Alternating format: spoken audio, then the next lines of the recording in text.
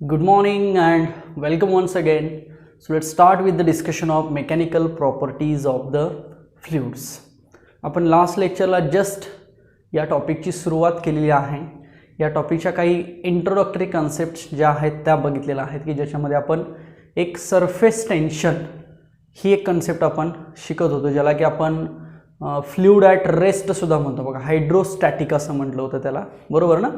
आणि surface टेन्शनशी related बऱ्याचशा आपण डेफिनेशन्स बघितल्या, छोट्या छोट्या कन्सेप्ट्स बघितल्या, एक मॉलिक्युलर थेरी बघितली आणि त्याच्या आधी आपण फ्लुइड्स म्हणजे काय असं बघितलं. Okay, so anything that can be flow असं म्हणतो आपण ना, liquid or air we can say that it is called as a fluid. So there are different properties for the fluids, okay, because in the mechanism or in the mechanical system the fluid is very important part, okay, or it is very important concept, and that's why we have to study the in detail of the fluids. Okay, so fluids मधला आपण surface tension हा part सुरू केलेला आहे last लेक्चरला. मग त्याच्यामधले आपण बऱ्याचशा डेफिनेशन्स बघितल्या बघा. इंटरमॉलिक्युलर फोर्स म्हणजे काय असतो, कोहेसिव्ह फोर्स म्हणजे काय असतो, ॲडेसिव्ह फोर्स म्हणजे काय असतो, सरफेस फिल्म काय असते, रेंज ऑफ मॉलिक्युलर अट्रॅक्शन काय असतं, किंवा आपण सरफेस एनर्जी कुठं जास्त असते, किंवा मॉलिक्युलर थेरीमध्ये आपण 3 मॉलिक्युल्स कन्सिडर करून प्रत्येक मॉलिक्युलवरती कशा प्रकारे एनर्जी फोर्स असतो याचं डिटेल एक्सप्लेनेशन आपण लास्ट लेक्चरला बघितलेलं आहे. हे लेक्चर बघण्याआधी लास्ट लेक्चर व्यवस्थित बघा, कारण सुरुवात आहे टॉपिकची. सो एका लेक्चरमध्ये आपण बरंचसं बेसिक घेतलेलं आहे. आपण अजून न्यूमरिकल काय CETचे क्वेश्चन्स किंवा ऑब्जेक्टिव्ह क्वेश्चन्स काय त्याच्यावरती अजून डिस्कस केलेले नाहीत, परंतु पहिलं लेक्चर असल्यामुळे बरीचशी थेरी आपल्याला कन्सिडर करावी लागली आणि ती थेरी आपण इन डिटेल कन्सिडर केलेली आहे, एक्सप्लेन केलेली आहे, स्टडी केलेली आहे. ओके, आज आपण त्याच्या पुढं थोडंसं जाऊया आणि आज मग आजच्या लेक्चरला काही जेवढे झालेले पॉईंट्स आहेत त्याच्या रिलेटेड काही ऑब्जेक्टिव्ह क्वेश्चन्स आहेत त्याचं डिस्कशन करूया, जे की CETला आत्तापर्यंत विचारली गेलेली क्वेश्चन्स आहेत.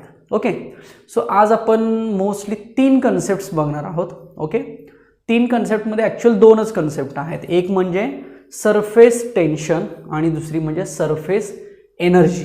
अशा 2 कन्सेप्ट आहेत आणि ह्या दोघांचं रिलेशन काय आहे एकमेकांना हे आपण तिसऱ्या पॉईंटमध्ये बघणार आहोत. म्हणजे आपण आज टोटल जे 3 पॉईंट्स बघणार आहोत ते कुठले कुठले. सगळ्यात पहिल्यांदा सरफेस टेन्शन बघूया आपण काय असतं ते, त्याच्यानंतर आपण सरफेस एनर्जी बघूया काय असतं ते, आणि त्याच्यानंतर तिसरा जो आपला पार्ट असणार आहे त्याच्यामध्ये आपण बघूया relation between surface tension and surface energy. आता टेन्शन एनर्जी हे शब्द ऐकल्यासारखे वाटतात, पण सरफेस टेन्शन म्हणजे नक्की काय मॅथमॅटिकल आहे, सरफेस एनर्जी म्हणजे नक्की काय मॅथमॅटिकल आहे, आणि पुन्हा त्या दोघांच्यामध्ये कशा पद्धतीनं रिलेशन आहे याचा स्टडी आज आपण करणार आहोत. इन डिटेल डेफिनेटली तुम्हाला कळेल कशा पद्धतीनं सरफेस टेन्शन डिफाईन झालेलं आहे, कशा पद्धतीनं सरफेस एनर्जी डिफाईन झालेलं आहे, आणि त्या दोघांचं रिलेशन हे कसं सांगितलं जातं याची पूर्ण थिअरी आज आपण आजच्या लेक्चरला बघणार आहोत. ओके, सो सगळ्यात पहिल्यांदा आपण थोडंसं एनर्जी रिलेटेड डिस्कशन करू. बघा, आपण लास्ट लेक्चरला इंटरमॉलिक्युलर थेरी बघितली होती की इंटरमॉलिक्युलर थेरीमध्ये आपण काय सांगतो, तर एक आपण लिक्विड कन्सिडर केलं होतं. त्या लिक्विडमध्ये आपण 3 मॉलिक्युल्स असतात असं सांगितलं होतं. एक सगळ्यात आतमध्ये एक मॉलिक्यूल होता बघा, एक मॉलिक्यूल सरफेस फिल्ममध्ये होता आणि एक पूर्णपणे सरफेसवरती होता. तर जो मॉलिक्यूल सरफेसवरती होता किंवा सरफेस फिल्ममध्ये होता त्यांच्यावरती नेट इनवर्ड फोर्स ॲक्ट होतो. त्यामुळे ते मॉलिक्युल्स कुठं जायला बघतात, खाली जायला बघतात, बरोबर.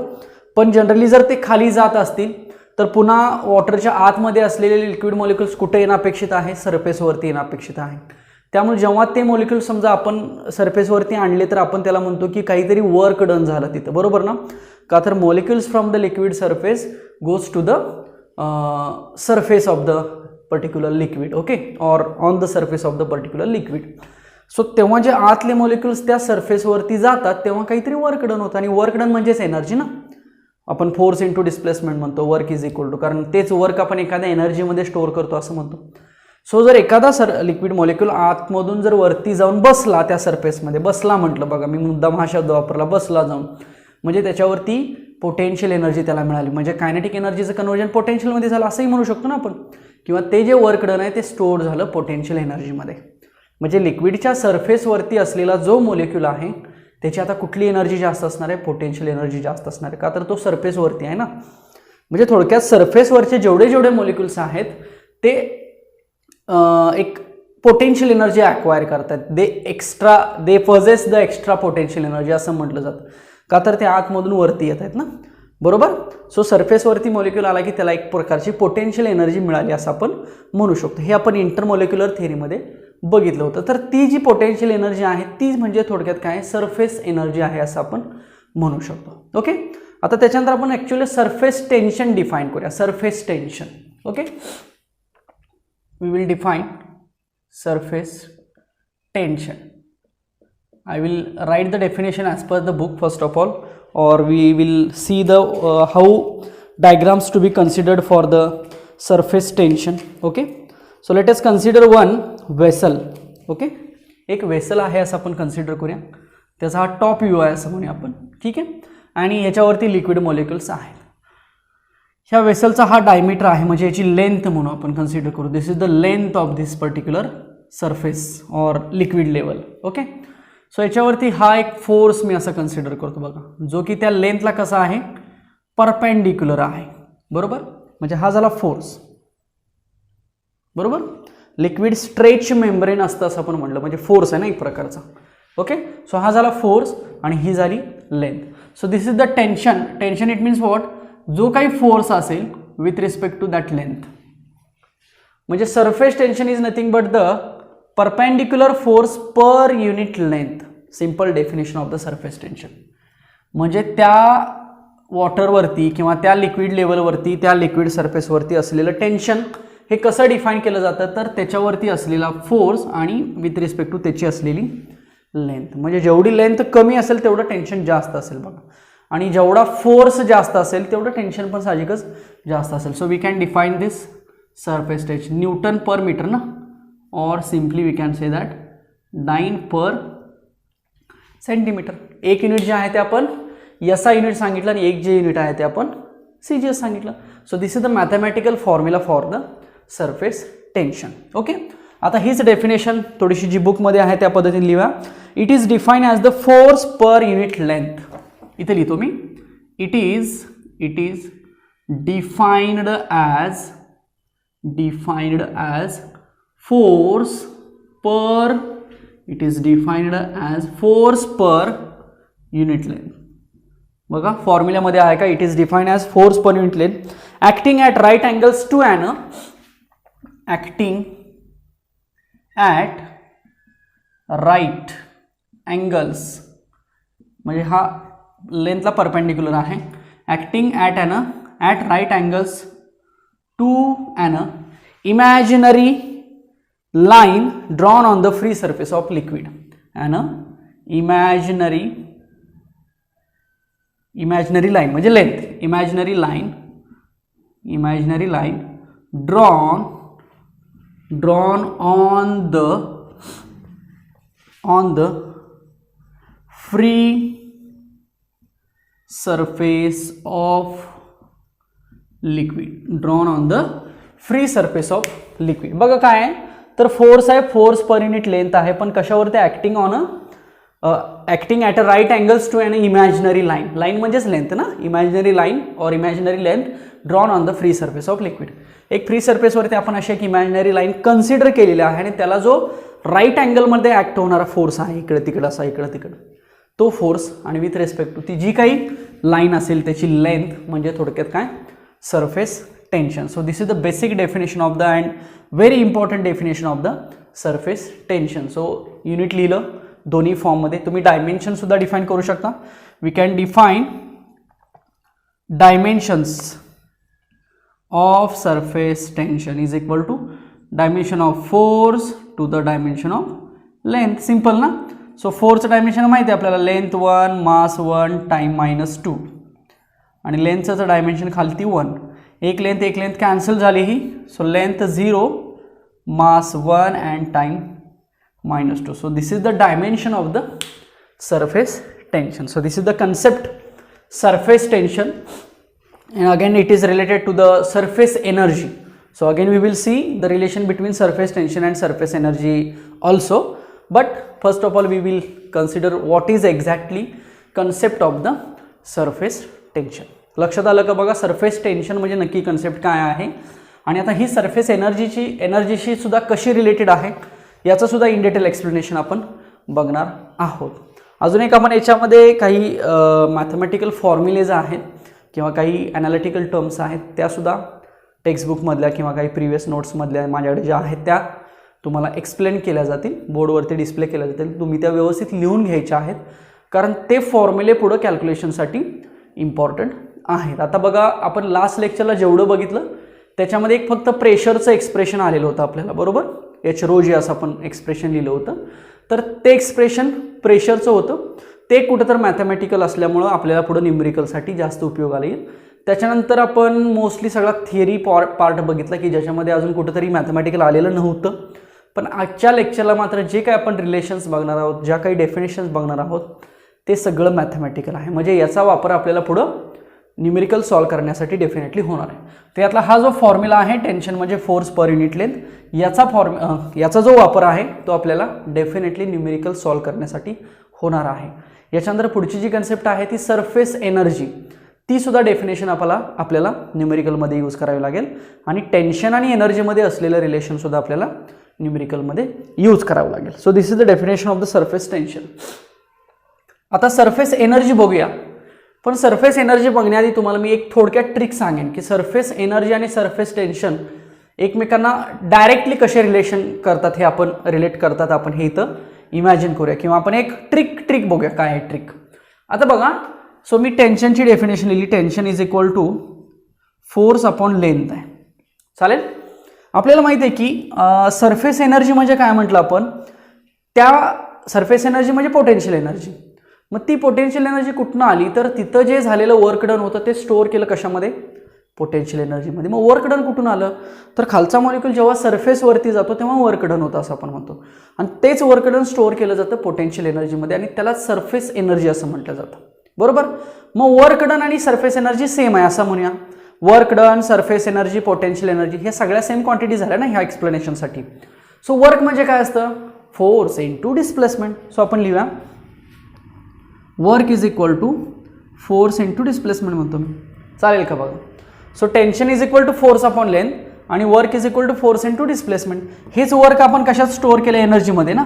So energy is equal to what, we can write force into displacement. Simple. Therefore force म्हणजे किती लिहू शकतो आपण, एनर्जी अपॉन लेंथ लिहू शकतो का, येस लिहू शकतो. वर्क अपॉन लेंथ म्हणजेच फोर्स ना, सिम्पल ना. म्हणजे थोडक्यात एनर्जी अपॉन लेंथ म्हणजे काय झालं, फोर्स आला. चला हा फॉर्म्युला इथं पुट करूया आपण ह्या फोर्सच्या ठिकाणी. So tension is equal to काय येईल मला सांगा, एनर्जी अपॉन लेंथ, आणि ही ऑलरेडी एक लेंथ आहे ना. सो एनर्जी अपॉन काय झालं बघा, लेंथ इंटू लेंथ काय असतं, एरिया असतं ना. म्हणजे आपल्याला फॉर्म्युला काय मिळाला, tension is equal to energy upon area. म्हणजे थोडक्यात हे रिलेशन आपण डायरेक्ट एका आपल्या रेग्युलर ट्रिकप्रमाणे यूज केलं. हे आपल्याला पुढे बघायचं आहे. हे असं येतंच किंवा energy is equal to tension into area. तिथं चेंज इन एरिया घेतला जातो, तो का घेतला जातो हे पण तुमच्या लक्षात येईल. पण एक लक्षात ठेवा की टेन्शन आणि एनर्जीमधलं रिलेशन कसं आलं हे लक्षात ठेवा. Eta is equal to T A. So E is energy, T is tension and A is area. So this is the relation between surface energy and surface tension. आपण डायरेक्ट सॉल्व केलं आपल्या कन्सिडरेशनसाठी, आपल्या इमॅजिनेशनसाठी, आणि हे बरोबरच आहे. हा जो काही प्रूफ आपण ट्रिकी प्रूफ म्हणूया ना. सो ही जी काही ट्रिक आहे ही सुद्धा बरोबर आहे. आपल्याला मेन मोठं काय आपला तर रिलेशन लक्षात ठेवायचं ना टेन्शनमधलं आणि एनर्जीमधलं, त्यासाठी आपण हे केलं. सो चालू शकतं. ओके. सो आता ॲक्च्युअल कशी डेफिनेशन आहे पुढं आपल्याला ते पण बघता येईल. आणि मग ॲक्च्युअल रिलेशन हे असं येईल का, तिथं फक्त एच्या ऐवजी डेल्टा ए घेतला जातं, चेंज इन एरिया घेतला जातो. पण शेवटी एरियाच कन्सेप्ट आहे ना. जरी मी इथं एरिया लिहिलं किंवा डेल्टा ए लिहिलं, म्हणजे सिंपल एरिया लिहिलं किंवा चेंज इन एरिया लिहिलं तरी सुद्धा तो एरिया झाला ना. So energy is equal to tension into area. This is the relation between surface energy and surface tension. लक्षात येते. हे ट्रिकी आपण बघितलं, आपण हे इन डिटेल पण बघणार आहोतच. पण लक्षात ठेवण्यासाठी किंवा एक सिंपल प्रूफ जो आहे तो मी इथं द्यायचा प्रयत्न केला. चला इथपर्यंत लिहून घ्या. आपण बघूया आता पुढची कन्सेप्ट, सरफेस एनर्जी. चला तर सरफेस एनर्जी बघूया काय आहे. सरफेस एनर्जी सोपी आहे ही सुद्धा डेफिनेशन. आता तर आपण रिलेशन बघितलं, ट्रिकी रिलेशन बघितलं. हेच रिलेशन आपल्याला इन डिटेल पण बघायचं आहे. पण त्याच्यात आता सरफेस एनर्जी म्हणजे काय आपण बघूया. ठीक आहे. सो मी पहिल्यांदा डेफिनेशन लिहितो बघा. The extra energy. एक्स्ट्रा शब्द का दिला बघा, कारण ही एक सरफेसवरची एनर्जी ना. So the extra energy that a liquid surface, extra energy that a liquid surface holds, liquid surface वरती असलेली एनर्जी ना, होल्ड्स अंडर कंडिशन सांगितलेली आहे, अंडर आयसोथर्मल कंडिशन किंवा स्टेट म्हणूया, कंडिशन म्हणूया, स्टेट म्हणूया, काही म्हणा. काय म्हटलं मी? The extra energy that a liquid surface holds under isothermal condition. Liquid surface वरती असलेली एखादी एक्स्ट्रा एनर्जी, पण कंडिशन कशी जनरली आयसोथर्मल पाहिजे, ते पाणी शांत पाहिजे असं आपण म्हणूया. म्हणजे थोडक्यात त्याला टेम्परेचर वगैरे अप्लाय करायचं नाही, किंवा जरी त्याचं एक टेम्परेचर असेल तर ते सेम असेल, कॉन्स्टंट असेल ना आयसोथर्मल म्हणजे. ओके, सो त्या स्टेटला किंवा त्या कंडिशनला त्या सरफेसनं धरून ठेवलेली एनर्जी म्हणजे सरफेस एनर्जी, ज्याला की पोटेन्शियल एनर्जी सुद्धा म्हटलं तरी सुद्धा चालेल. This is nothing but the potential energy. आणि ही कुठनं आली तर हे वर्क डन जे आहे ना ते स्टोअर केलं कशामध्ये? पोटेन्शियल एनर्जीमध्ये. आता हे वर्क डन कुठून आलं बघा, आपल्याला माहिती आहे, आपण कंडिशन्स बघितलं होतं बघा. इंटरमोलिक्युलर थिअरी आठवते का बघा? हा सरफेस होता, ही सरफेस फिल्म होती. सो इथे एक मोलेक्युल होता, एक इथं मोलेक्युल होता आणि एक सरफेसवरती मोलेक्युल होता, बरोबर ना? 3 मोलेक्युल्स बघितलेले होते. ओके, तर आता वेल इनसाइड जो मोलेक्युल होता, well inside molecules don't have any force, resultant force ना, हे पण बघितलं होतं आपण की त्यांच्यावरती कुठला फोर्स नसतो, म्हणजे फोर्स रिझल्टंट 0 असतो ना, म्हणून ते free to rotate. Hence they are free to rotate. हे मी मोलेक्युलर थेअरीचे काही पॉईंट्स रिपीट करतो इथं, सरफेस एनर्जीशी रिलेटेड आहेत म्हणून. म्हणजे हा जो मोलेक्युल आहे, नेट कोहेसिव्ह फोर्स जो याच्यावरती होता तो किती होता? 0 होता ना. त्यामुळे हा मोलेक्युल कुठेही फ्री होऊ शकतो, वर जाऊ शकतो, खाली आतमध्ये कुठेही फ्री होऊ शकतो. जोपर्यंत तो आतमध्ये आहे तोपर्यंत त्याच्यावरती असलेला रिझल्टंट फोर्स, ज्याला की नेट कोहेसिव्ह फोर्स म्हणतो आपण, तो कसा असणार आहे? 0 असणार आहे. ओके, ते जर आपण हा मोलेक्युल आणि हा मोलेक्युल म्हणजे बी आणि सी म्हणूया, याला ए म्हणूया. जर बी आणि सीचा विचार केला तर हे कुठं जायला बघतायत? तर खाली जायला बघतायत. म्हणजे हे कशामुळे होतं? तर आपण बघितलं होतं की याच्यावरती एअर मॉलिक्युल्स आहेत, आतमध्ये लिक्विड मॉलिक्युल्स आहेत. तर लिक्विड मॉलिक्युल्स नंबर्स ऑफ जास्त असतात ना, डेन्सिटी जास्त असते. वरती एअर मॉलिक्युलची डेन्सिटी कमी असं आपण म्हणतो, त्यामुळे डेन्सिटी जास्त असल्यामुळे त्यांच्यावरती इनवर्ड फोर्स असतो बघा. सो मोलेक्युल्स ऑन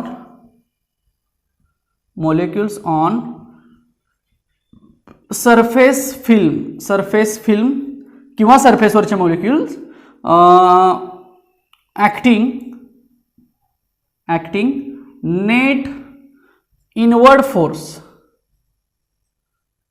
बरोबर का? ते आतल्या साईडला खाली जायला बघतायत ना. पण आपल्याला पुन्हा आतले मॉलिक्युल्स काय होतं? जर हे वरचे खाली जात असेल तर पुन्हा आतले मॉलिक्युल्स वरती जातात, सरफेसवरती. ओके, मग जर सरफेसवरती जात असेल तर तिथं काहीतरी वर्क डन होईल ना. मग हे जे वर्क डन आहे, सो हे जे वर्क डन ह्या ज्या इनवर्ड फोर्स आहे ह्याच्या अपोजिट असेल ना. वर्क डन असा असेल आणि हा इनवर्ड फोर्स असेल, पण मॅग्नेट्यूड व्हॅल्यू तेवढीच. जेवढ्या फोर्सनं ते आत येतात तेवढ्याच फोर्सनं ते वरती जात आहेत, खाली येतात तेवढ्याच फोर्सनं वरती जात आहेत. फक्त डायरेक्शन कशी आहे? अपोजिट आहे. सो मॅग्नेट्यूड व्हॅल्यू ह्या दोघांची कशी असेल? सेम असेल. सेम म्हणजे ह्या वर्क डनमध्ये जो फोर्स आहे तो आणि हा जो इनवर्ड फोर्स आहे यांची मॅग्नेट्यूड व्हॅल्यू कशी असेल? सेम असेल. फक्त डायरेक्शन कशी आहे? अपोजिट आहे. मग जर एखादा हा मॉलिक्युल इथला समजा वरती न्यायचा असेल सरफेसवरती, तर वर्क डन होतं. आणि ते वर्क डन कशात स्टोअर केलं जातं? तर पोटेन्शियल एनर्जीमध्ये. ती पोटेन्शियल एनर्जी म्हणजेच कसली एनर्जी? त्यालाच आपण सरफेस एनर्जी म्हणतो. म्हणजे ती जास्त कुठं असणार आहे? साहजिकच सरफेसवरती जास्त असणार आहे, म्हणून त्याला नावाप्रमाणे पण काय म्हटलं? सरफेस एनर्जी म्हटलं. सो ती जी काही पोटेन्शियल एनर्जी आहे, that potential energy is called as surface energy. लक्षात येते? यानंतर अजून एक डेफिनेशन याच्याच रिलेटेड सांगितली जाते, surface energy per unit area. Simple, फक्त एरियाने डिवाइड करायचं सरफेस एनर्जीला. म्हणजेच potential energy per unit area येणार आहे बघा. So potential energy per unit area of a liquid surface, potential energy per unit area of a liquid surface. बघा, potential energy per unit area of a liquid surface under isothermal condition. मगाच्या सारखंच under isothermal condition. Under isothermal condition is called as potential energy per unit area. आता ही surface energy म्हणजे साहजिकच कशात सांगितली जाईल, जूलमध्ये किंवा अर्गमध्ये ना. युनिट्स लिहितो बघा मी, जूल और अर्ग म्हणूया आपण.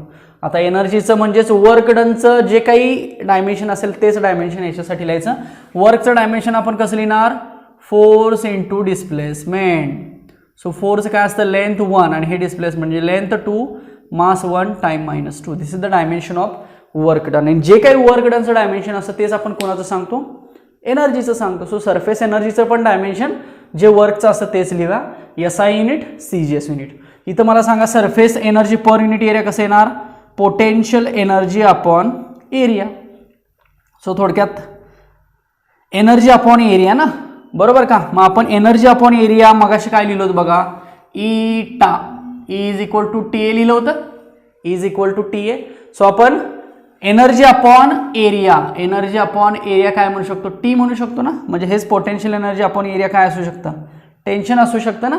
म्हणजे पोटेन्शियल एनर्जी पर युनिट एरियाचं जे काही डायमेन्शन असेल ते कुणासारखं असेल, टेन्शन सारखंच असेल. So this is our second concept, that is surface energy. लक्षात आलं का बघा, आपण दोन कन्सेप्ट महत्त्वाच्या बघतोय आज, एक सरफेस टेन्शन आणि एक सरफेस एनर्जी. आणि आता आपण इन डिटेल त्याचं दोघांमध्ये असलेलं रिलेशन जे आपण शॉर्टमध्ये बघितलं, ईटा किंवा हे लिहिलं बघा. शेवटी ही एनर्जीच आहे ना. सो एनर्जी अपॉन एरिया म्हणजेच टेन्शन ना. So surface energy per unit area ही झाली पुढची डेफिनेशन. समजली का बघा कन्सेप्ट इथपर्यंत, सगळ्यांच्या लक्षात आलं का बघा, चेक करा.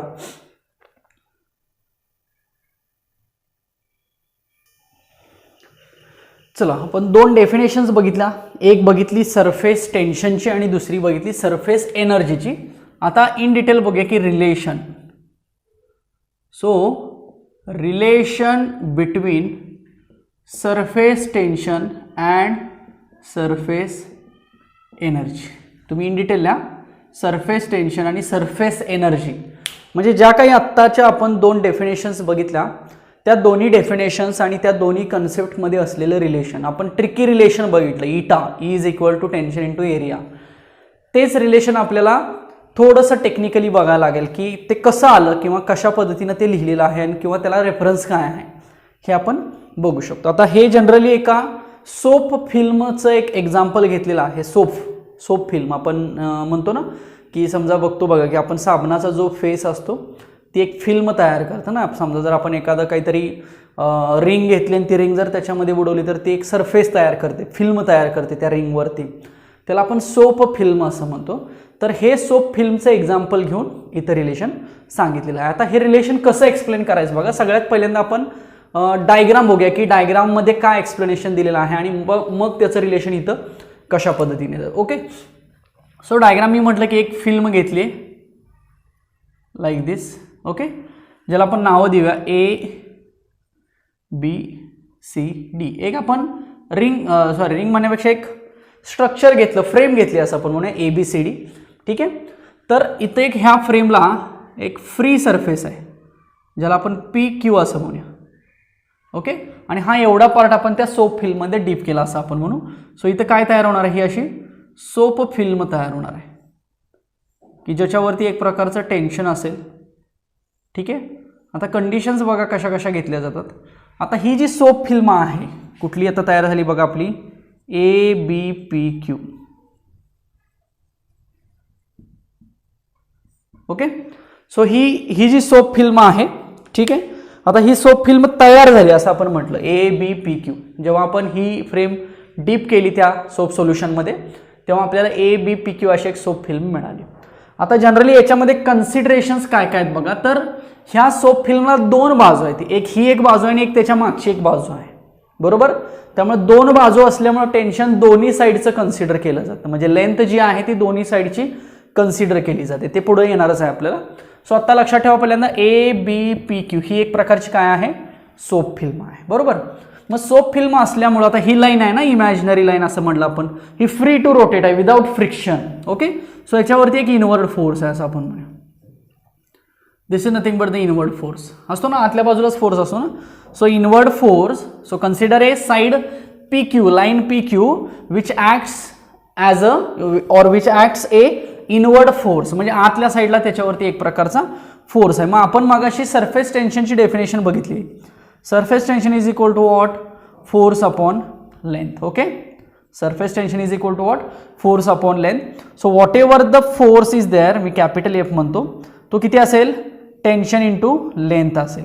बरोबर, पण मी म्हटलं ना दोन साईड आहेत सोल्युशनला, म्हणून therefore this F is equal to twice L into T असं म्हटलं जातं, किंवा 2TL असं म्हटलं तरी चालेल. इक्वेशन नंबर 1 लिहूया आपण. ओके, सो 2 फॅक्टर काय रिप्रेझेंट करतो, 2 factor represents soap solution has 2 sides. ह्या 2 साइड्स असल्यामुळे काय झालं की हा फॅक्टर आपण कन्सिडर केला. कुठला, 2 फॅक्टर कन्सिडर केला. सो जो काही इनवर्ड फोर्स आहे तो किती असेल, आता त्याच्यावरती आपल्याला मिळाला सरफेस टेन्शन इंटू लेंथ ना, फक्त 2 फॅक्टरला. So twice L into tension असं आपण म्हणूया. So this is equation number 1, we can say that. आता आपण काय करूया, ही थोडीशी इकडं ओढायचा प्रयत्न करूया. मग आपल्याला जर ही इकडं ओढायची असेल तर जेवढा इनवर्ड फोर्स आहे तेवढाच फोर्स आपल्याला बाहेरच्या साईडला लावला पाहिजे ना. म्हणजे आपण असं म्हणूया की याच्यावरती आता हा फोर्स आपण अप्लाय करूया F डॅश, आणि ही एका dx डिस्टन्सनं आपण इकडं ओढूया असं आपण म्हणूया. सो इथं घेऊया आपण, म्हणजे फॉर एक्झाम्पल ह्याला P डॅश आणि Q डॅश म्हणतो मी. सो लेट अस कन्सिडर अन एक्सटर्नल फोर्स, आउटवर्ड फोर्स म्हणा F डॅश, जो की या लाईन PQ लाईनवरती अप्लाय करायचा, आणि ती लाईन स्मॉल डिस्टन्स dx एवढ्या लेंथनं, एवढ्या डिस्प्लेसमेंटनं ओढायची बाहेरच्या साईडला. बरोबर, म्हणजे आपल्याला जो काही इक्वेशन 1 मधला फोर्स आहे तेवढाच फोर्स अप्लाय करायला लागेल. फक्त डायरेक्शन कशी अप्लाय करायला लागेल, अपोजिट डायरेक्शनला, म्हणजे राईट साईडला आपल्याला अप्लाय करायला लागेल तो फोर्स. मग आपल्याला माहिती आहे की जर फोर्स आला आणि डिस्प्लेसमेंट आलं तर तिथं वर्क डन होतं, कारण वर्क इज इक्वल टू काय असतं, फोर्स इंटू डिस्प्लेसमेंट. सो ही जर लाईन आपण उजव्या साईडला अशी ओढत असू, ही लाईन जर आपण उजव्या साईडला ओढत असू तर तिथं काहीतरी वर्क डन होणार आहे. ओके, का तर फोर्स आहे आणि स्मॉल डिस्प्लेसमेंट आहे. Okay, so let us consider line PQ is displaced. उजव्या साईडला आपण आणतो ना, consider line PQ is displaced towards right म्हणतो मी, towards right, that is opposite, कुणाला, opposite to inward force, inward force F dash, opposite to, sorry, inward force F, opposite to inward force F by small distance किंवा displacement dx. Hence small work is to be done. म्हणून तिथे काय होणार आहे, साहजिकच work done होणार आहे ना. अँड इट इज, आणि तेच वर्क डन किती असेल मग, and it is dw is equal to तो force F dash into displacement.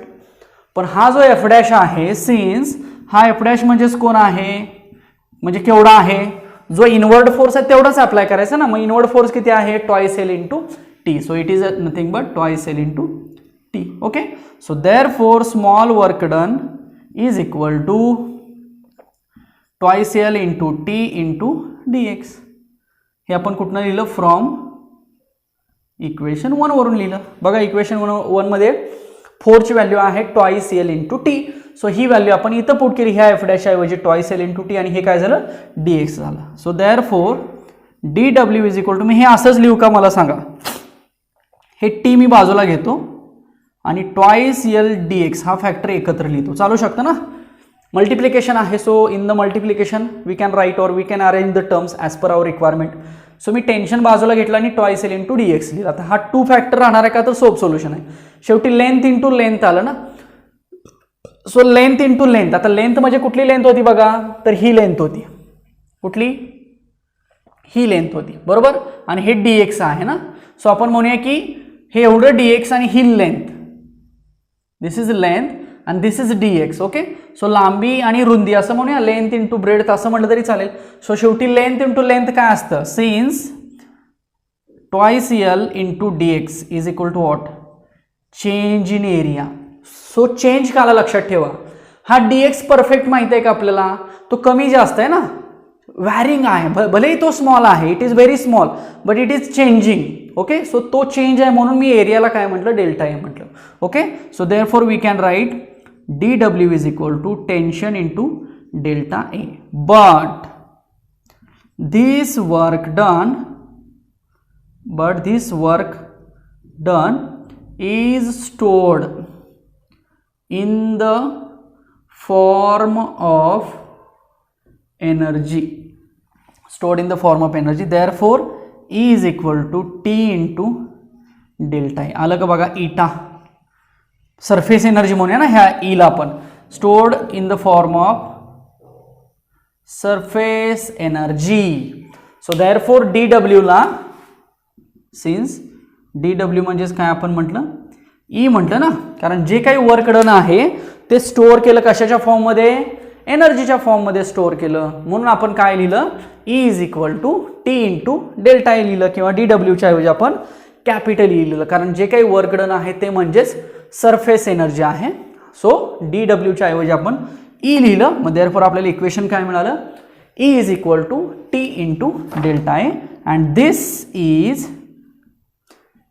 this is relation between surface tension and surface energy.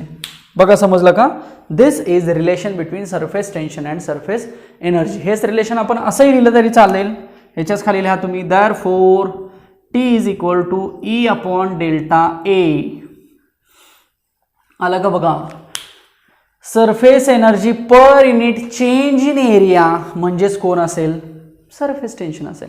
So मगाशी जे रिलेशन लिहिलेलं आहे तेच रिलेशन आपल्याला इथं मिळालं, फक्त हे छोटंसं आपण एखाद्या एक्सप्रेशनच्या फॉर्ममध्ये आपण हे बघितलं. समजलं का बघा इन डिटेल.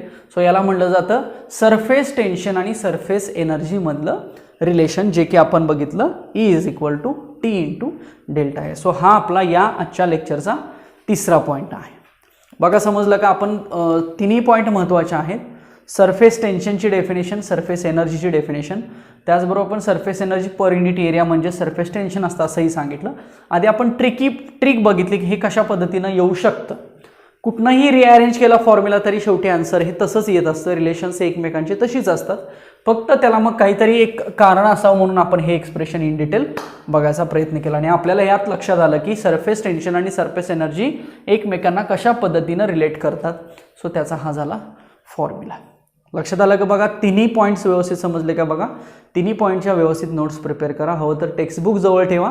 टेक्स्टबुकमध्ये अजून बरीचशी थिअरी असते, पण इथे मला थिअरी तेवढी लिहिता येत नाही, त्यामुळे मी फक्त ती एक्सप्लेन करतो. महत्त्वाची कन्सेप्ट समजणं गरजेचे आहे. सो प्रॅक्टिकली गोष्टी समजून घेत चला. मी म्हटलं होतं ना की बऱ्याच गोष्टींचा प्रॅक्टिकली अर्थ लावायचा प्रयत्न करायचा. आता हे सोप सोल्युशनसाठी आहे, असे बरेचसे सरफेस किंवा बरेचसे सरफेस टेन्शन वेगवेगळ्या कंडिशनसाठी सांगितले जातात, तर त्याचं सुद्धा एक्सप्लेनेशन मी तुम्हाला आता यानंतर देणार आहे. एका व्हिडिओमध्ये तुम्हाला एक इमेज दिसेल आणि त्या इमेजमध्ये त्याचं एक्सप्लेनेशन मी देणार आहे. ते सुद्धा तुम्हाला ॲज अ थेरी आणि पुन्हा न्यूमेरिकलसाठी जास्त उपयोगाला पडणार आहे. लक्षात येत आहे. टॉपिक अजून आहे, बराचसा टॉपिक आहे, पण ह्या टॉपिकमधला पहिला आधी सरफेस टेन्शनचा पार्ट जो की हायड्रोस्टॅटिक म्हणतो आपण, जो की फ्लुइड्स ॲट रेस्ट आहेत, तो इन डिटेल आपण बघूया 1-2-3 लेक्चर्समध्ये. आणि मग पुढचे 2-3 लेक्चर्स आपल्याला त्याच्या पुढचा पार्ट जो की फ्लो जेव्हा कन्सिडर केला जातो, जेव्हा त्या फ्लुइड्स इन फ्लो म्हटलं जातं, तो एक वेगळाच पार्ट पुन्हा एक्सप्लेन करायचा. त्यामुळे हा सरफेस टेन्शन जो की लास्ट सिलेबसमधला एक पूर्ण टॉपिक होता हा सरफेस टेन्शन, आणि तो आता फक्त मेकॅनिकल प्रॉपर्टीज ऑफ फ्लुइडचा दुसरा सेक्शन म्हटलेला आहे, म्हणजे दुसरा पार्ट म्हणलेला आहे. पहिला पार्ट आपण फ्लुइडची बेसिक थेरी बघितली, बेसिक प्रॉपर्टीज बघितला, डेफिनेशन बघितली, एक्झाम्पल्स बघितले. आता हा जो दुसरा पार्ट आहे तो म्हणजे surface tension related hydrostatic fluid असा एक पार्ट आहे, त्याचा आपण स्टडी करतोय. ओके. सो लास्ट लेक्चर व्यवस्थित आधी बघा आणि मगच हे आजचं लेक्चर इन डिटेल बघा, म्हणजे तुम्हाला हे समजेल की मी कशा पद्धतीनं सांगतोय ते. कारण लास्ट लेक्चरला जेवढे पॉईंट झाले थिअरॉटिकल सगळे झालेले आहेत, आणि आजचे हे पॉईंट्स हे सगळे एकमेकांशी रिलेटेड आहेत. त्यामुळे लास्ट लेक्चरचे पॉईंट्स आणि आजचे हे 3 पॉईंट्स याच्यावरचे काही न्यूमेरिकल सीईटीचे क्वेश्चन्स आहेत ते आपण आता याच्यानंतर बघूया. ओके, सो हे व्यवस्थित आधी सगळ्यांनी इन डिटेल लिहून घ्या. याच्यामध्ये काही शंका असतील तर तशा विचारत चला. ओके, सो एक टॅब्युलर फॉर्म आहे समोर दिसतोय तुमच्या, तर तो थोडक्यात एक्सप्लेन करतो. हा टेक्स्टबुकमधला आहे, या काही कंडिशन्स वाईज हा एक्सप्लेन करायला लागेल. ओके, सो हा टॅब्युलर फॉर्म आहे तो surface tension of some liquids at 20 degree Celsius. एक आयसोथर्मल कंडिशन आहे 20 डिग्री सेल्सिअस आणि या टेम्परेचरला असलेले सरफेस टेन्शन्स वेगवेगळ्या लिक्विडचे. मग दोन प्रकारचे सरफेस टेन्शन्सेस दिलेले आहेत इथं, surface tensions in SI unit and surface tension in CGS unit. Okay, so पहिला आहे वॉटरची व्हॅल्यू दिलेली आहे न्यूटन पर मीटरमध्ये म्हणजेच SI unit, as well as dyne per centimetre म्हणजे CGS युनिट. ओके, सेम तसंच दुसरं लिक्विड लेवल म्हणजे मर्क्युरी. आता water, mercury, soap solution, glycerine हे सगळे लिक्विड्स फॉर्म आहेत ना. सो प्रत्येकाचं सरफेस टेन्शन हे वेगवेगळ्या पद्धतीनं असेल. तर आपण जर ओव्हरऑल बघितलं तर आपल्याला 0.43 म्हणजे मर्क्युरीचं जास्त दिसतंय बघा सगळ्यात. त्याच्यानंतर मग आपण म्हणूया वॉटरचं कमी आहे, त्यानंतर अगदीच कमी ग्लिसरीन आहे आणि त्यापेक्षा कमी सोप सोल्युशन आहे. सो सोप सोल्युशनचं सरफेस टेन्शन हे कमी असतं असं लक्षात येते बघा आपल्याला. मर्क्युरीचं सरफेस टेन्शन हे जास्त आहे असं लक्षात येते. आपण जर सगळ्या व्हॅल्यूज जर बघितल्या तर surface tensions in SI unit, surface tension in CGS unit आपल्याला इथं बघायला मिळतात. ओके, सो हा एक टेबल आहे, हा टेक्स्टबुकमधला टेबल आहे. एक जनरल व्हॅल्यूज आहेत, एक टेंटेटिव्ह लक्षात ठेवा, अगदीच पाठांतर करायला पाहिजे अशी काही गरज नाही. पण एक 4 प्रकारचे लिक्विड्स आहेत आणि त्यांच्या व्हॅल्यू ह्या जनरली कशा असतात न्यूटन पर मीटर आणि डाइन पर सेंटीमीटर याचा एक स्टडी तुम्हाला होऊन जाईल. ओके, त्याच्यानंतर पुढच्या काही कन्सेप्ट आहेत बघा. तर हे थोडेसे फॉर्म्युलेज आहेत समोर दिसत आहेत. आता तुमच्या मी 1 बाय 1 रीड करतो. Force due to surface tension F is equal to tension into length. Basic definition आहे ही सर्क्युलर सरफेस टेन्शनची. सेकंड आहे ते फॉर सर्क्युलर थिक रिंग अशी एक कन्सेप्ट आहे. तर त्याच्यासाठी जनरली फोर्स हे 2 प्रकारचे असतात बघा. तर टेन्शन इंटू लेंथ, तर पहिल्या रिंगची लेंथ सरकम्फरन्स म्हणलेलं आहे 2πr1 आणि प्लस दुसऱ्याची लेंथ 2πr2 म्हणलेलं आहे. So force is equal to tension into लेंथच आहे, फक्त 2 प्रकारचे फोर्सेस घेतलेले आहेत आणि 2 प्रकारच्या फोर्सेसमध्ये फक्त सरकम्फरन्स वेगळा दाखवलेला आहे. तुम्ही टॅली करू शकता फॉर्म्युला. तसंच थिन रिंगसाठी simple force is equal to tension into length आणि लेंथ ती पण 2πr+r घेतलेली आहे बरोबर. म्हणजे रेडियस 2 वेळा इथं r+r असं यूज केलेलं आहे रेडियसच्या ऐवजी. तसंच सर्क्युलर प्लेट असेल तर डायरेक्ट टेन्शन इंटू 2πr, इथं काय 2 टाइम्स काय घेतलेलं नाही आहे बरोबर. थिन रिंगमध्ये 2 सरफेस घेतले ना वरच्या फॉर्म्युलेत, पण सर्क्युलर प्लेटमध्ये एकच घेतला म्हणून डायरेक्ट तो T इंटू 2πr आला. तसंच स्क्वेअर फ्रेम असेल तर त्याच्यासाठी सुद्धा डबल घेतलेला आहे. So F is equal to 8TL असा फॉर्म्युला मिळाला आपल्याला बघा. तसंच स्क्वेअर प्लेट असेल तर तो त्याच्या निम्मा होईल ना, म्हणजे 4TL मिळाला बघा. लक्षात येते का बघा. हे मी हवं तर एखादं एक्झाम्पल पुढे जेव्हा येईल तेव्हा इन डिटेल याचं एक्सप्लेनेशन सुद्धा तुम्हाला देईनच की प्लेट आणि फ्रेममधला फरक काय असतो. तसंच फॉर रेक्टँग्युलर फ्रेम आहे, तसंच फॉर रेक्टँग्युलर प्लेट आहे. आता प्लेट आणि फ्रेममधला फरक बघा. फ्रेम म्हटलं की दोन्ही बाजू येतात आणि प्लेट म्हटलं की फक्त एकच साईड येते. ओके, त्याच्यानंतर work done against force due to a surface tension. आपल्याला मगाचा जो formula E is equal to TA formula तोच फॉर्म्युला आहे बघा, फक्त work is equal to T into delta असं म्हटलेलं आहे. ठीक आहे, त्याच्यानंतर work done in forming a liquid drop of radius r and surface tension T is equal to work is equal to 4πr² into T. आता हा 4πr² म्हणजे area म्हणूया आपण आणि T म्हणजे tension. Okay, so energy is equal to tension into area, हाच formula ते reflect होतं ना. त्याच्यानंतर work done to split a liquid drop of radius R into n identical droplets. आता हा एक महत्त्वाचा पार्ट आहे बघा ह्या टॉपिकमधल्या न्यूमेरिकलचा. तर याचं जेव्हा न्यूमेरिकल येईल तेव्हा मी याचं डिटेल एक्सप्लेनेशन तुम्हाला देणारच आहे की एखादा ड्रॉपलेट जर नंबर ऑफ ड्रॉपलेट्समध्ये जर स्प्लिट झाला किंवा नंबर ऑफ ड्रॉपलेट्सपासून जर एखादा ड्रॉप तयार झाला तर इक्वल व्हॉल्यूमची कन्सेप्ट इथं वापरली जाते. सो ती कन्सेप्ट आपण यामध्ये बघणार आहे. त्याचा इथं फॉर्म्युला दिसतोय. सेम तसाच work done to form a bigger drop of liquid by n identical droplets ना. म्हणजे दोन्हीचा फरक काय आहे बघा. समजा एक मोठा ड्रॉप जर छोट्या छोट्या ड्रॉप्समध्ये कन्वर्ट झाला तर, आणि जर छोटे छोटे ड्रॉप्स एकत्र येऊन त्याच्यापासून मोठा ड्रॉप तयार झाला तर, अशा ह्या 2 कंडिशनचे हे 2 वर्क डन म्हणजेच एनर्जीचे फॉर्म्युले आहेत. आणि शेवटी एक वाक्य असं दिसतंय की in the case of soap bubble there are to surfaces. म्हणजे आपण जसं मगाशी सोप सोल्युशन बघितलं ना, त्यासाठी 2 सरफेसेसच्या कंडिशन घेतल्या जातात. सेम तसंच तेच वाक्य इथं आहे की सोप सोल्युशनच्या कंडिशन्समध्ये तुम्हाला 2 सरफेसेस घ्यायच्या आहेत, असं एक जनरल इथं स्टेटमेंट दिलेलं आहे. सो हे एक टेबल होता, पहिला टेबल सरफेस टेन्शनचा सम लिक्विडचा, आणि हे काही फॉर्म्युलेज आहेत. हे फॉर्म्युले तुम्हाला थोडंसं लिहून ठेवावे लागतील. आता याचं थेरीमध्ये तर इन डिटेल एक्सप्लेनेशन येत नाही आहे, पण याचा वापर हा आपल्याला न्यूमेरिकल पॉईंट ऑफ व्ह्यू जास्त करता येईल. त्यामुळे हे सगळे फॉर्म्युले व्यवस्थित सगळ्यांनी लिहून ठेवा अबाउट द सरफेस टेन्शन्स. याच्यावरचे आपण एक्झाम्पलसुद्धा डिस्कस करणार आहोत डेफिनेटली. फक्त हा एक या सध्या जे आपण पॉईंट्स बघतोय सरफेस टेन्शन आणि सरफेस एनर्जी, याच्याशी रिलेटेड हे मॅथमॅटिकल टर्म्स आहेत, म्हणून ह्या तुम्हाला मी अशा पद्धतीने एक्सप्लेन करतोय. सो 1 बाय 1 सगळ्या व्यवस्थित लिहून घ्या. याचा वापर पुढे कुठं ना कुठं आपल्याला न्यूमेरिकलसाठी होऊ शकतो. ओके, सो हा पार्ट थोडासा थेरॉटिकल जो आज बघितला त्याच्या बेसवरचा हा मॅथमॅटिकल पार्ट आहे की ज्याच्यामध्ये फॉर्म्युलेज आहेत, आणि हे फॉर्म्युले आपल्याला जास्त लक्षात ठेवावे लागतील. ठीक आहे, आता याच्यानंतर आपण जे काही आपण लास्ट लेक्चरला आणि आत्ताच्या लेक्चरला बघितलेलं आहे त्याच्याशी रिलेटेड जे काही CETचे क्वेश्चन्स आहेत त्याचं डिस्कशन करूया. ठीक आहे, सो हे इथपर्यंत सगळं व्यवस्थित थेरी तयार करा. आपण बघूया काही CETचे क्वेश्चन्स. ओके, चला तर काही CETचे क्वेश्चन्स जे आहेत त्यांचं डिस्कशन करू.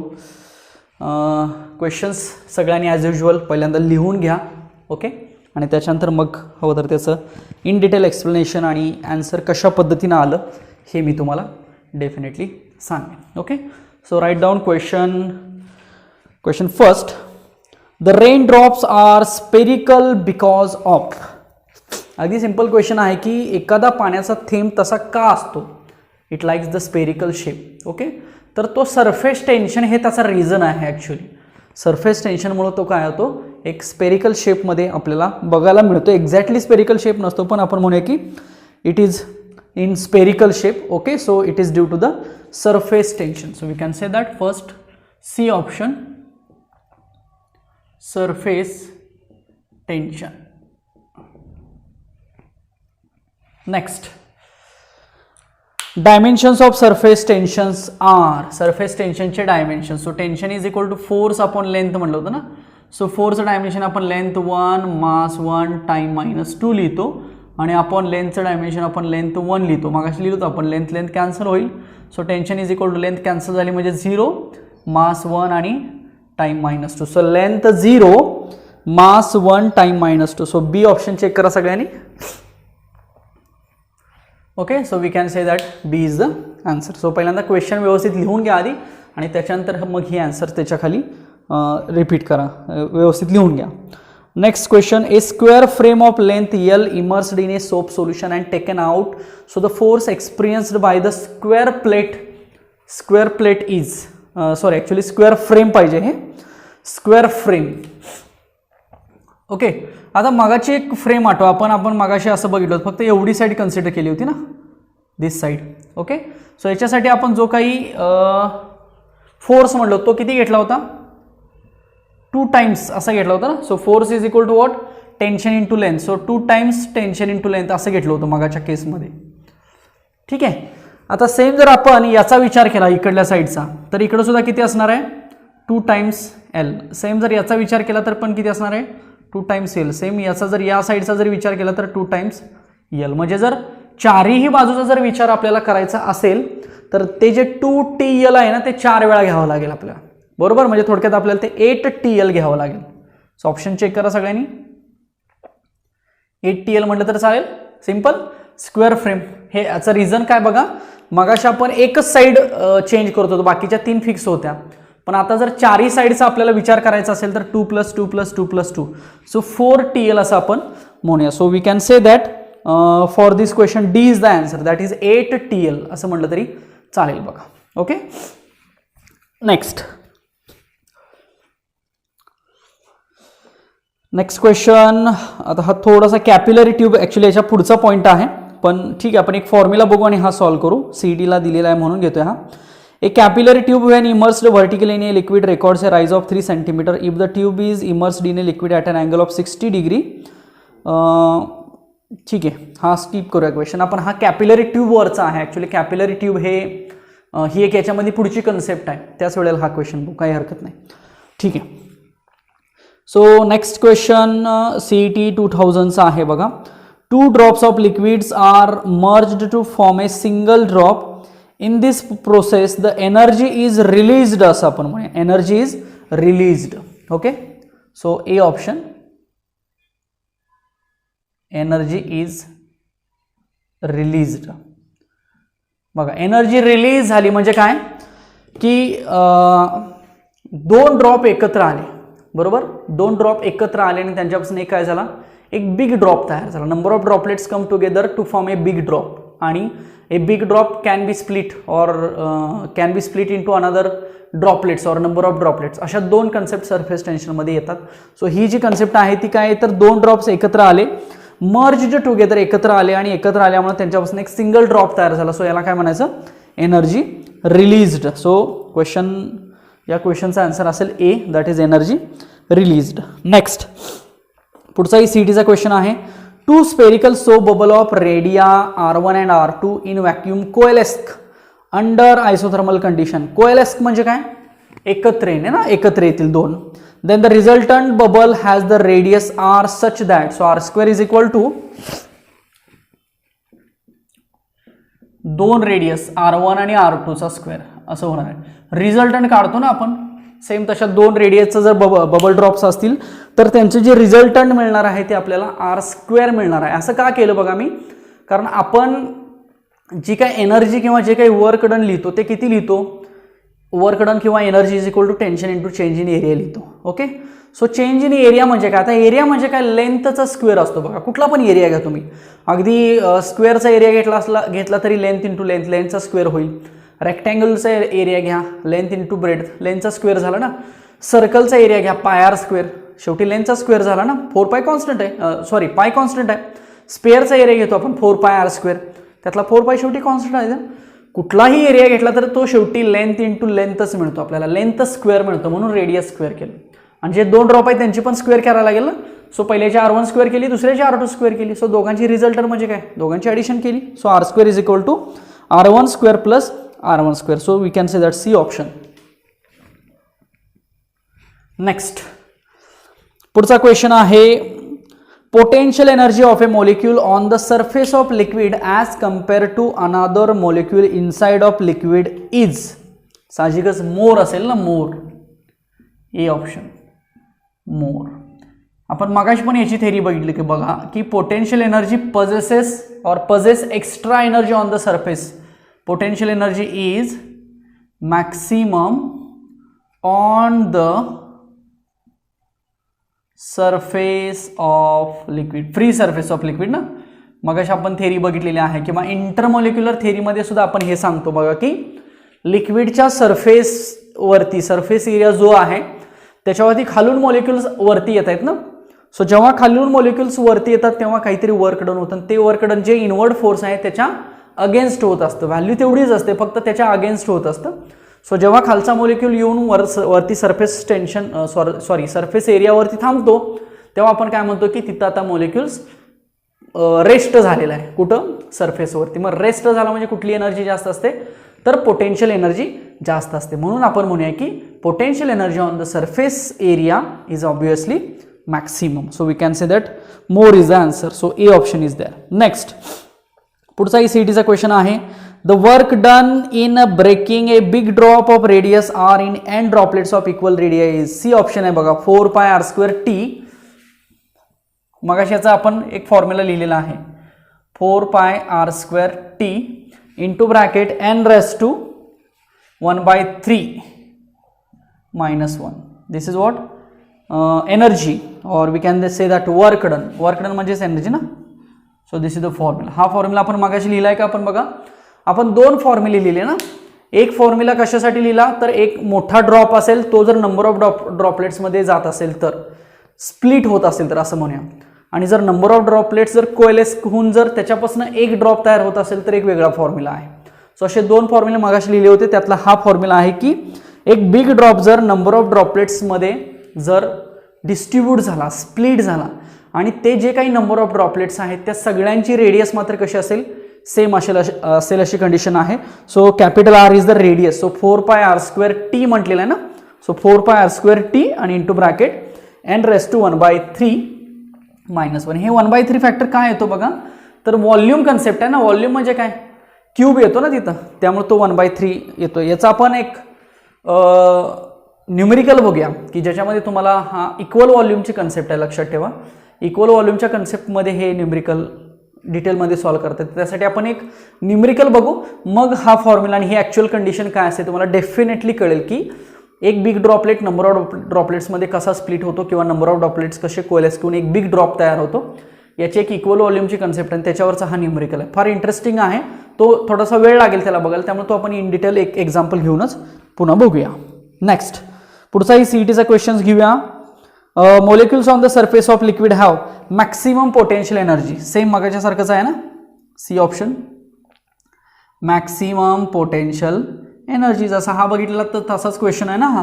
म्हणजे सरफेसवरती जी काही पोटेन्शियल एनर्जी असते ती कशी असते, तर मॅक्सिमम असते असं सांगितलं जातं. ओके, सो आपण याला सुद्धा सी ऑप्शन चेक करूया. Next, 2 soap bubbles have radii in the ratio 4:3. Okay, what is the ratio of work done to blow these bubbles? Very simple. आधी क्वेश्चन लिहून घ्या. 2 soap bubbles have radii in the ratio 4:3. So what is the ratio of work done to blow these bubbles? आता दोन conditions आहेत बघा, R1 आणि R2 दिलेला आहे. क्वेश्चन नंबर 9 म्हणूया आपण. ओके, 9 क्वेश्चन आहे का, 1 2 3 4 5 6 7 8 9. ओके, 9 नंबरचा क्वेश्चन आहे. 4:3 दिलेला आहे radius and question is what, work done. What should be the work done ratio. मग याच्यासाठी आपल्याला वर्क डन आणि रेडियस मधलं रिलेशन माहित पाहिजे. वर्क डन आणि रेडियस. आता आपण हवं तर हा फॉर्म्युला चेक करा. इथं पण वर्क डन आणि रेडियस मधलं रिलेशन मिळतंय बघा, आपण म्हणूया. Okay, so we can say that there is a relation that is work done is directly proportional to radius square. कुठल्याही दोन कंडिशनसाठी हे रिलेशन आपण असं लिहू शकतो. का तर बाकीच्या टर्म्स कॉन्स्टंट आहेत असं म्हणा, फक्त रेडियस चेंज होत चाललेले आहे. आणि जर रेडियस चेंज होत असेल तर आपण हे रिलेशन लिहू शकतो, that is work done is directly proportional to the R square. मग आर हा तुम्ही स्मॉल कन्सिडर करा, कॅपिटल कन्सिडर करा, कसंही कन्सिडर करा, लिहू शकता कसंही. ओके, सो हे जर रिलेशन असं असेल तर हे रिलेशन दोन कंडिशनसाठी कसं लिहितो आपण, W1/W2 is equal to R1² लिहूया. So W1/W2 is equal to हेच मी असं लिहितो, R1/R2 लिहितो. चालू शकतं, चालेल. आता R1/R2 म्हणजे काय, 4:3 आहेत. 4:3. So it is nothing but 16:9 असं म्हणूया आपण. So we can say that 16:9. B option आहे का बघा, B option. So W1 and W2 ratio is 16:9. समजलं का बघा इथपर्यंत. लिहा व्यवस्थित, मी हे रब करतो.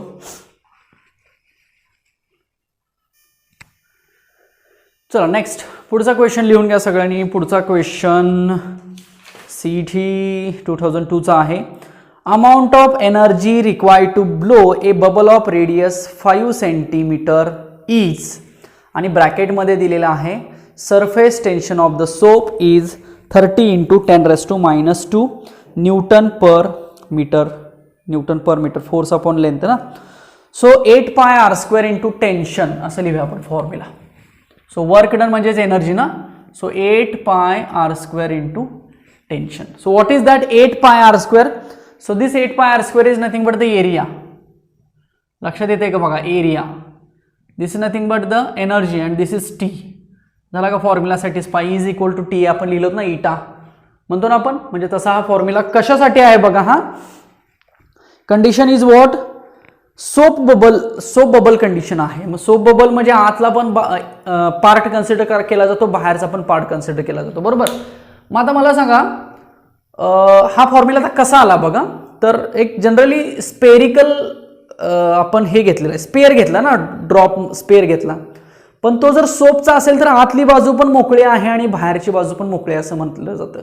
आणि तो जर वॉटर ड्रॉपलेट असेल तर आतल्या बाजूने तो भरीव आहे, स्पेअर असं म्हणूया आपण. ओके, लक्षात येते का बघा. सो जनरली स्पेअरचा एरिया काय असतो, 4πr² असतो ना. तर हाच फॉर्म्युला ॲक्च्युअली असा आहे बघा, म्हणजे तुम्हाला कन्फ्युजन नको. 4πr² आणि हे T. So this is area and 2 times area, म्हणून हे 8 पाय आर स्क्वेअर झालं आणि हा टी झाला. लक्षात येते का बघा, वर्क इज इक्वल टू, बरोबर आहे ना, area into tension, tension into area असतं ना. So area 8 pi R square कसा आला, 4 पाय आर स्क्वेअरला मी डबल केलं. का डबल केलं, कारण सोप बबल असल्यामुळे 2 साइड्स 2 फॅक्टर घ्यायचा, म्हणून तो एरिया काय झाला, डबल झाला. म्हणजे फॉर्म्युला आपल्याला मिळाला 8 पाय आर स्क्वेअर टी. आता आर दिलेले 5 centimetre. So 8 into 3.142 into 5 centimetre. So 5 into 10⁻² चा स्क्वेअर आणि इंटू टेन्शन पण दिलेला आहे. So 30 into 10⁻². फक्त याच्यामध्ये तुम्हाला सगळ्या व्हॅल्यू व्यवस्थित चेक कराव्या लागतील. So this is nothing but the energy or work done आपण म्हणूया. सो जे काय आन्सर मिळेल ते वर्क डन मिळेल. सो आन्सर तुम्ही चेक करा. So it becomes C 1.88 into 10⁻². So work done आहे ना, म्हणजे जूलमध्येच लिहावं लागेल आपल्याला, किंवा एनर्जी आहे म्हणून आपण जूलमध्ये लिहावं लागेल. चालेल का बघा. 10 नंबर क्वेश्चन आहे हा. सो सी ऑप्शन असेल 10 नंबरसाठी. लक्षात आलं का बघा. क्वेश्चन हा CET 2002 साठी विचारलेला आहे. सिंपल आपण जे मगाशी वर्क डन किंवा एनर्जीचा फॉर्म्युला त्याच्यावरच हे आहे. नेक्स्ट अजून एक आहे सेम तसाच क्वेश्चन 2004 ला विचारलेला आहे. Work done in A blowing a soap bubble of A diameter 2 centimetre. आता इथं डायमीटर म्हटलंय बघा 2 सेंटीमीटर. मग डायमीटर 2 सेंटीमीटर असेल तर रेडियस किती असणार आहे 1 सेंटीमीटर, म्हणजे 10⁻² मीटर. बाकीच्या व्हॅल्यूज सेम. सरफेस टेन्शन दिलेला आहे, टी दिलेला आहे. So surface tension 3 into 10⁻². Check करा, आधी क्वेश्चन लिहून घ्या व्यवस्थित. Newton per metre. So formula हाच वापरावा लागेल ना. So work done is equal to 8 pi R square into T. So 8 into 3.142 into 10⁻² चा स्क्वेअर इंटू टेन्शन 3 इंटू 10⁻². आता हे फक्त सॉल्व करा इन डिटेल. सो याचं जे आन्सर आहे ते तुम्हाला ए मिळेल. ए दॅट इज 7.5 इंटू 10⁻⁵. चेक करा फक्त 7.5 into 10⁻⁵ joule. This is what work done. Okay, चला दोन्हीचे आन्सर्स व्यवस्थित लिहून घ्या. फॉर्म्युला तोच आहे दोन्ही क्वेश्चनसाठी, that is 8 pi R square into T. फक्त व्हॅल्यूज बदललेल्या आहेत. So this is about question number 11. अजून एक क्वेश्चन घेऊया आपण. 2007 ला विचारलेला. आधी क्वेश्चन लिहून घ्या सगळ्यांनी. The surface tension of a soap solution is 0.035 newton metre. The energy needed to increase the radius of bubble from 4 centimetre to 6 centimetre. आता इथं चेंज इन रेडियस आहे बघा. ओके, म्हणजे हाच फॉर्म्युला आपल्याला 8 पाय आर स्क्वेअर टी आहे. फक्त तो कसा लिहावा लागेल मला सांगा. हाच फॉर्म्युला क्वेश्चन नंबर म्हणतो मी. हाच फॉर्म्युला आहे 8 पाय आर स्क्वेअर टी. पण 8 पाय आणि टी कॉन्स्टंट आहे, पण आर कॉन्स्टंट आहे का नाही. आर काय होतं, चेंज होतोय. 4 सेंटीमीटर टू 6 सेंटीमीटर चेंज होतोय. म्हणजे R1 कडनं तो R2 कडे जातोय असं आपण म्हणूया. पण स्क्वेअर आला पाहिजे ना, हा ब्रॅकेट म्हणजे स्क्वेअर आला पाहिजे. मग आपल्याला साहजिकच असं घेतलं पाहिजे बघा, R2 square minus R1 square. म्हणजे थोडक्यात जो रेडियसचा पार्ट आहे त्या ठिकाणी आपण आर स्क्वेअरच्या ऐवजी काय लिहिलं, R2 square minus R1 square लिहिलं. चेंज लिहायला लागेल ना रेडियस. म्हणजे लक्षात आलं का बघा. म्हणजे या फॉर्म्युल्यामध्ये फक्त R2 स्क्वेअर मायनस काय झालं R1 स्क्वेअर झालं. मग आता R2 आणि R1 किती घेऊ शकता तुम्ही, 6 सेंटीमीटर घ्या R2. So R2 is nothing but 6 centimetre. So it become 6 into 10⁻² metre. आणि R1 घ्या 4 सेंटीमीटर घ्या. So it becomes 4 into 10⁻² metre. आधी क्वेश्चन लिहून घ्या आणि मग हे सगळं आन्सर इन डिटेल सॉल्व करा. टेन्शन तुम्हाला दिलेलं आहे 0.035. Tension 0.035 newton per metre. Okay, so tension is given. then this difference is also given or we can solve, and 8 pi तर constant आहे. so we will get the value of work done. Okay, हे फक्त मग व्यवस्थित solve करा. So question हा जो आहे याचा आन्सर आहे ते ए आहे बघा, ए. सो क्वेश्चन नंबर 1.8 इंटू 10⁻³ येते का चेक करा. 1.8 इंटू 10⁻³ जूल म्हणतो मी याला बघा. लक्षात आलं बघा. काही न्यूमरिकल्स आता जरी हे आता ठीक आहे तुम्हाला समजतील असं मला वाटतंय. समजा हे नाही जर समजले तर डोंट वरी, आपण जे टेक्स्टबुक मधले किंवा याच्या रिलेटेड जे काही बोर्ड न्यूमरिकल्स असतात ते इन डिटेल बघणार आहोत. हे सुद्धा आपण इन डिटेल मी सांगतोय तुम्हाला. पण जरी यातनं काही नाही समजलं तरी सुद्धा बोर्डचे जे काही न्यूमरिकल्स आहेत ते सुद्धा व्यवस्थित मी तुम्हाला सांगणार आहे. हे फक्त CETचे क्वेश्चन्स आहेत म्हणून याचं डिस्कशन आपण आजच्या आज लगेच करतोय कारण जे आपलं पहिलं लेक्चर झालं ते पहिलं लेक्चर आणि आजचं झालं ते दुसरं लेक्चर, यामध्ये ज्या काही थेरॉटिकल आणि ज्या काही थोड्या बहुत मॅथमॅटिकल कन्सेप्ट झाल्या या सगळ्यांच्या वरची ही सीईटीचे क्वेश्चन्स आहेत. अजून बरेच क्वेश्चन्स असतात पण हे सीईटीला विचारलेले सगळे क्वेश्चन्स आहेत. आपण जर पाठीमागचे एक्झाम्स बघितले तर त्याच्यामध्ये हे सीईटीला विचारलेले क्वेश्चन्स आहेत, त्यामुळे तेवढेच ते 10 ते 12 क्वेश्चन्स मिळाले, तेवढे सेपरेट काढून त्याचे डिस्कशन्स तुम्हाला इथं दिलेले आहेत. ओके, सो सगळ्यांनी आजची थेरी व्यवस्थित लिहा, नोट्स काढा, हे सगळे क्वेश्चन आन्सर्स व्यवस्थित पद्धतीनं मांडा कारण हे पुढं कुठं तर आपल्याला डेफिनेटली उपयोगाला येतात. टॉपिक थोडासा लेंदी आहे, इंटरेस्टिंग आहे, थोडंसं स्लोलीच मी सांगायचा प्रयत्न करतो प्रत्येक कन्सेप्ट आणि त्याच्यावरचे काही न्यूमेरिकल्स, त्यामुळे मग थोडासा सोपा जाईल तुम्हाला. वेव्ह ऑप्टिक्ससारखा लेंदी टॉपिक आहे, त्यामुळे हळूहळू आपण बघूया स्टेप बाय स्टेप सगळ्या कन्सेप्ट आणि मग पुढचं डिस्कशन करू. ओके, सो आज थांबूया आपण इथंच. आजच्या लेक्चरला काही शंका असेल तर डेफिनेटली विचारा, अभ्यास करत राहा आणि काही शंका असेल तर नक्की विचारा. आपण भेटूया पुढच्या लेक्चरला याच्या पुढचा पॉईंट घेऊन. Thank you so much.